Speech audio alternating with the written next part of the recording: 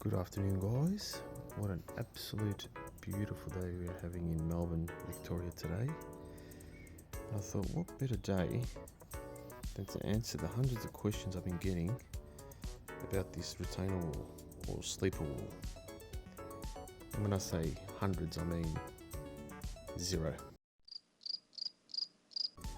No one's asked, but I just thought I'd share what I used to build this. So I thought it might be of interest for some people.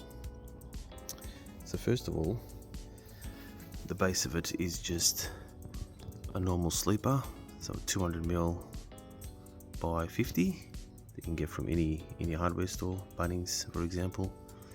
Then I concreted the posts in, as you can see, with some coach bolts to make it nice and secure.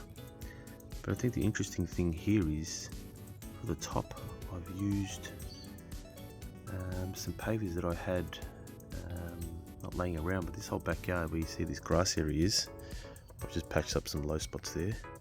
This was all pavers, so the pavers that I'm talking about are these ones here.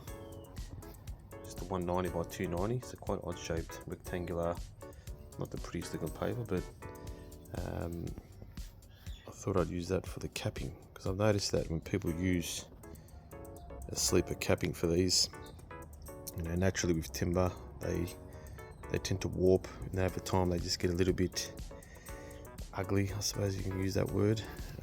So I've just used these pavers. Even I've just cut the edges there. You can just use the grinder with the diamond blade. I think PPE is very important in that instance, because they can have some concrete or some cement or whatever they're made of fly around everywhere. So I've just used those on top. I've used some glue. You could use liquid nails, but I use a product called Hold Up. It's quite secure, very strong. So I'll just put that on there, and then I've painted them.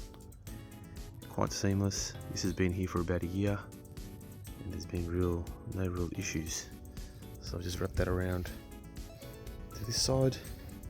Made a little garden bed there. I've kind of run my post there again with a nice cut.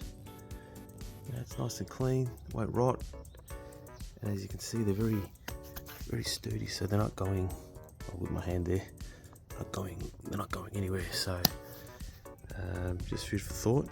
I know that they already sell some sort of capping when you do sleeper walls with the stones or the bricks that they have, but you could probably find these pavers if someone's trying to get rid of them. You can either get them for free or next to nothing. So I think it's a good alternative if you're looking to do some upcycling.